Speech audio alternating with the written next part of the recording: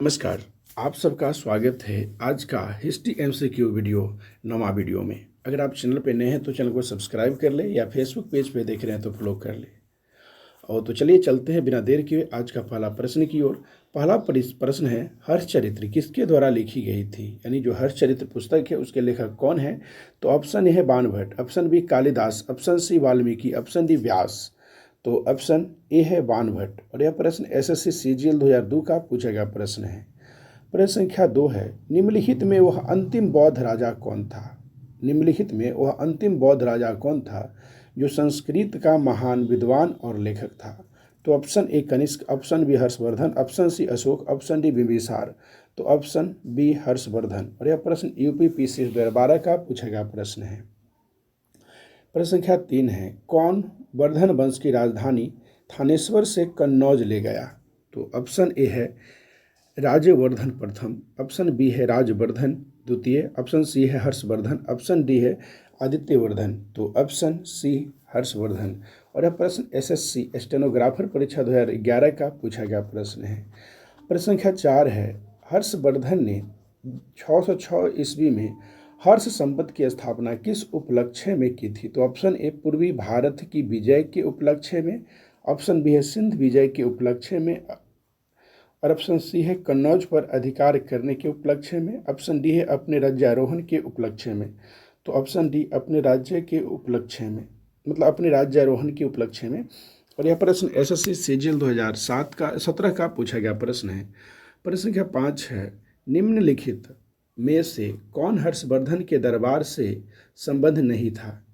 यानी निम्नलिखित में से कौन हर्षवर्धन के दरबार से संबंध नहीं था? तो ऑप्शन है Kalidasa, option B Banabhatta, option सी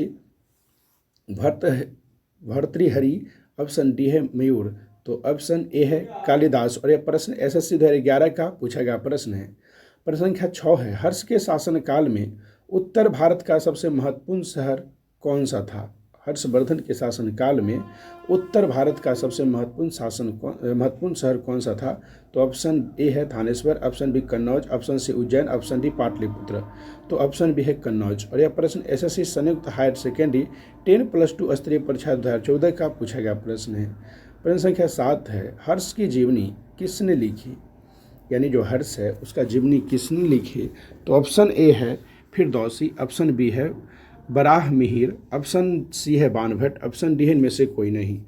तो ऑप्शन हो जाएंगे सी बाणभट्ट। और यह प्रश्न एसएससी सीजीएल 2016 का पूछा गया प्रश्न है। प्रश्न संख्या 8 है, ह्वेनसांग भारत में लगभग कितने साल रहा? ह्वेनसांग भारत में लगभग कितने वर्ष रहा? तो ऑप्शन ए 6 वर्ष, ऑप्शन बी 10 वर्ष, ऑप्शन सी 13 वर्ष, और ऑप्शन डी है 15 वर्ष। तो ऑप्शन डी 15 वर्ष। और यह प्रश्न बीपीएससी 2013 का पूछा गया प्रश्न है। प्रश्न संख्या 9 है, किस चीनी यात्री को वर्तमान शाक्य मुनि एवं यात्रियों में राजकुमार कहा जाता है? तो ऑप्शन है हेनत्स्यांग, ऑप्शन बी है फाइयान, ऑप्शन सी है ईसिंग, ऑप्शन डी इनमें से कोई नहीं। तो ऑप्शन ए है हेत्सांग। और यह प्रश्न एसएससी संयुक्त स्नातक स्तरीय परीक्षा टीआरई 1 परीक्षा 2014 का पूछा गया प्रश्न है। प्रश्न संख्या 10 है, थानेश्वर में वर्धन वंश यानी पुष्यभूति वंश की स्थापना किसने की? तो ऑप्शन ए है Narvardhan, option B Pushyabhuti Vardhan, option C है राजवर्धन, ऑप्शन डी है आदित्यवर्धन। तो ऑप्शन बी पुष्यभूति वर्धन। और यह प्रश्न एसएससी सीएचएसएल 2016 का पूछा गया प्रश्न है। प्रश्न संख्या 11, हर्षवर्धन अपनी धार्मिक सभा कहाँ किया करता था? तो ऑप्शन ए है पेशावर में, ऑप्शन बी है वाराणसी में, ऑप्शन सी है प्रयाग में, और ऑप्शन डी है मथुरा में। तो ऑप्शन सी प्रयाग में। और यह प्रश्न एसएससी एमटीएस 2019 का पूछा गया प्रश्न है। प्रश्न संख्या 12 है, वर्धन वंश की राजधानी थानेश्वर किस प्रदेश में स्थित है? तो option A Uttar Pradesh, option B Madhya Pradesh, option C Bihar, option D Haryana. तो ऑप्शन डी हरियाणा। और यह प्रश्न एसएससी परीक्षा 2009 का पूछा गया प्रश्न है। प्रश्न संख्या 13 है, हेनत्सांग के सम्मानार्थ एवं महायान धर्म के प्रचारार्थ हर्षवर्धन ने कहाँ महासभा का आयोजन 643 ईस्वी में करवाया? तो option A Kannauj, option B Thanesar, option C है प्रयाग, ऑप्शन डी है उज्जैन। तो ऑप्शन ए कन्नौज। और यह प्रश्न आरआरबी एनटीपीसी 2016 का पूछा गया प्रश्न है। प्रश्न संख्या 14 है, कुंभ मेला को प्रारंभ करने का श्रेय किसे दिया जाता है? कुंभ मेला को प्रारंभ करने का श्रेय किसे प्रार्थ्य दिया जाता है? तो option A Ashoka, option B Harshvardhan, option C Chandragupta तृतीय और ऑप्शन डी इनमें से कोई नहीं। तो ऑप्शन बी हर्षवर्धन। और यह प्रश्न यूपी आरओ परीक्षा 2014 का पूछा गया प्रश्न है। प्रश्न संख्या 15 है, हर्षवर्धन की बहन राजश्री का विवाह किसके साथ हुआ था? यानी हर्षवर्धन की बहन राजश्री का विवाह किसके साथ हुआ था? तो ऑप्शन ए मैत्रक नरेश भट्टारक से, ऑप्शन बी वाकाटक नरेश विंध्य शक्ति से, ऑप्शन सी है मोखरी नरेश ग्रह वर्मा से, ऑप्शन डी है शक शासक रुद्र दमन से। तो ऑप्शन सी हो जाएंगे मोखरी नरेश ग्रह वर्मा से।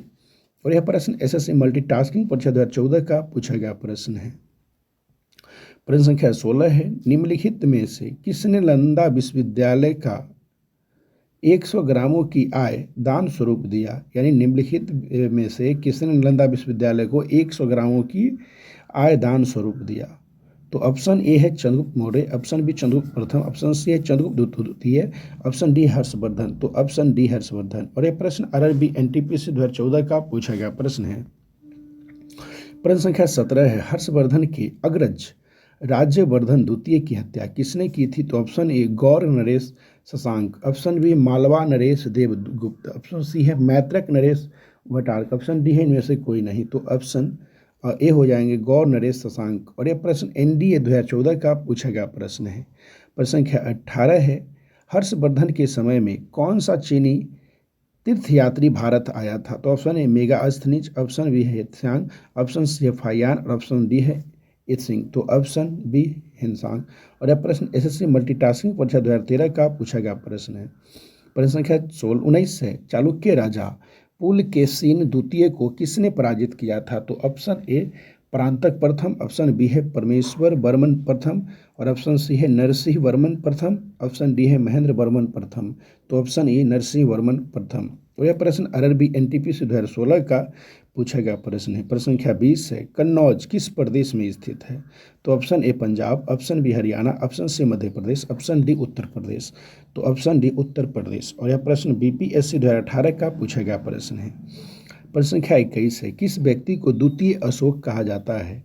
यानी किस व्यक्ति को द्वितीय अशोक कहा जाता है? तो ऑप्शन ए है हर्षवर्धन, ऑप्शन बी है स्कंदगुप्त, ऑप्शन सी है चंद्रगुप्त मौर्य, ऑप्शन डी है मौर्य समुद्रगुप्त।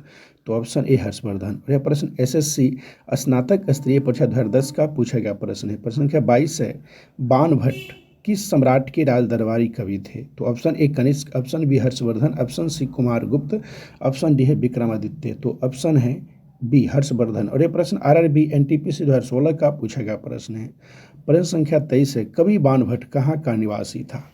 कवि बाणभट्ट कहाँ का निवासी था? तो ऑप्शन ए पाटलिपुत्र का, ऑप्शन बी भोजपुर का, ऑप्शन सी थानेश्वर का, ऑप्शन डी इनमें से कोई नहीं। तो ऑप्शन सी हो जाएंगे थानेश्वर। और यह प्रश्न एसएससी 2017 का पूछा गया प्रश्न है। प्रश्न संख्या 24 है, नागानंद की रचनाकार कौन था? नागानंद का रचनाकार कौन था? तो option A Bhasa, option B Bhavabhuti, option C Banabhatta, option D Harshvardhan. तो ऑप्शन डी हर्षवर्धन। और यह प्रश्न एसएससी मैट्रिक स्तरीय परीक्षा 2008 का पूछा गया प्रश्न है। प्रश्न संख्या 25 है, हर्ष एवं पुलकेशिन द्वितीय के मध्य हुए संघर्ष की जानकारी कहाँ से मिलती है? तो ऑप्शन ए होल अभिलेख, ऑप्शन बी वंश खेरा लेख, ऑप्शन सी हाथी गुफा अभिलेख, ऑप्शन डी हेनसाग के वर्णन से। तो ऑप्शन ए होल अभिलेख। और यह प्रश्न एसएससी सीजीएल 2016 का पूछा गया प्रश्न है।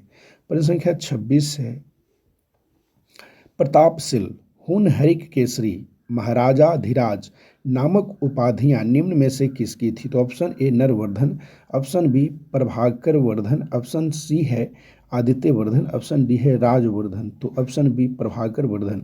और यह प्रश्न यूपीपीसी 2015 का पूछा गया प्रश्न है। प्रश्न संख्या 27 है, सम्राट हर्ष ने अपनी राजधानी थानेश्वर से कहाँ स्थानांतरित की थी? तो ऑप्शन ए है Prayag, option B Delhi, option C Kannauj, option D Rajagriha. तो ऑप्शन सी कन्नौज। यह प्रश्न एसएससी संयुक्त हायर सेकेंडरी 10+2 स्तरीय परीक्षा 2011 का पूछा गया प्रश्न है। प्रश्न संख्या 28 है, सकलोत रापथनाथ, सकलोत रापथनाथ किसे कहा गया है? तो option A Rajvardhan, option B Prabhakar Vardhan, option C Kanishka, option D Harshvardhan. तो ऑप्शन डी हर्षवर्धन। और ये प्रश्न एसएससी सीजीएल 2016 का पूछा गया प्रश्न है। प्रश्न संख्या 29 है, ह्वेन सांग ने किसे शिलादित्य कहा है? तो option A Harshvardhan, option B Ashoka, option C Chandragupta द्वितीय, ऑप्शन डी चंद्रगुप्त मौर्य। तो ऑप्शन ए हर्षवर्धन। और यह प्रश्न बीपीएससी 2019 का पूछा गया प्रश्न है। प्रश्न संख्या 30 है, गुर्जरों को किस शासक ने पराजित किया? तो option A Shashanka, option B Harshvardhan, option C Rajvardhan, option D Prabhakar Vardhan. तो ऑप्शन ए हर्षवर्धन। और यह प्रश्न संयुक्त हायर सेकेंडरी 10+2 स्तरीय परीक्षा 2012 का पूछा गया प्रश्न है। प्रश्न संख्या 31 है, गुप्त वंश के ह्रास के पश्चात उत्तर भारत में बड़े भाग का पुनर्गठन किसने किया? तो option A Chalukya, option B Rajput, option C Harshvardhan, option B D Shaka. तो ऑप्शन सी हर्षवर्धन। और यह प्रश्न एसएससी सीएचएसएल 2016 का पूछा गया प्रश्न है। प्रश्न संख्या 32 है, बंगाल का कौन सा शासक हर्ष का समकालीन था? तो ऑप्शन ए है भास्कर वर्मा, ऑप्शन बी है पुलकेशिन द्वितीय, ऑप्शन सी है ध्रुवसेन, ऑप्शन डी शशांक। तो ऑप्शन डी शशांक। और यह प्रश्न एसएससी सीएचएसएल 2016 का पूछा गया प्रश्न है। प्रश्न संख्या 33 है, हर्षवर्धन की विजयी जीवन में एकमात्र पराजय देने वाला पुलकेशिन द्वितीय कहाँ का शासक था? तो ऑप्शन ए बतापी या Badami, option B Kalyani, option C बेंगी, ऑप्शन डी तंजौर। और यह प्रश्न यूपी पीसीएस 2014 का पूछा गया प्रश्न है। तो प्रश्न संख्या ए बतापी या बदामी। प्रश्न संख्या 34 है, 641 ईस्वी में किसने चीन के राजा ताइत्सुंग के पास एक राजदूत भेजा? तो option A Parmakar Vardhan, option B है हर्षवर्धन, ऑप्शन सी है राज्यवर्धन, ऑप्शन डी है आदित्य वर्धन। तो ऑप्शन बी हर्षवर्धन। और यह प्रश्न CGPCS 2011 का पूछा गया प्रश्न है। प्रश्न संख्या 35 है, चालुक्य शासक पुलकेशिन द्वितीय ने किस नदी के किनारे हर्षवर्धन को परास्त किया था? तो option A Mahanadi, option B Tapti, option C Narmada, option D Godavari. तो ऑप्शन सी नर्मदा। और यह प्रश्न IAS प्री एग्जाम 1997 का पूछा गया प्रश्न है। तो ये 35 प्रश्न टोटल थे आज के लिए। अगर आप चैनल पे नए हैं तो चैनल को सब्सक्राइब कर ले, या फेसबुक पेज पे देख रहे थे तो फॉलो कर ले, ताकि आपको जानकारी नोटिफिकेशन के माध्यम से समय ब समय पहुंचता रहे। धन्यवाद, फिर मिलेंगे अगले वीडियो में।